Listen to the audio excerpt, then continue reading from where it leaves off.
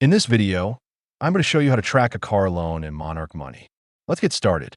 Monarch Money tracks car loans as liability accounts, allowing you to monitor your balance, payments, and progress over time.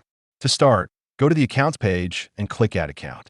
Search for your lender like Toyota Finance and connect it. If the connection works, Monarch will automatically sync your loan balance and transactions. If your lender is not supported, you can create a manual account.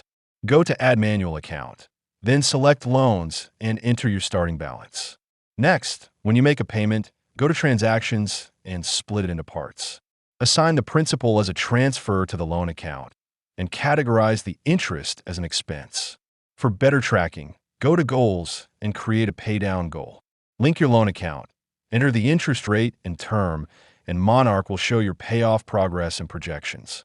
Using these tools helps you clearly track and reduce your car loan over time. If you want to support our channel, feel free to use our affiliate link in the description below. Thanks for watching, and I will see you in my next video.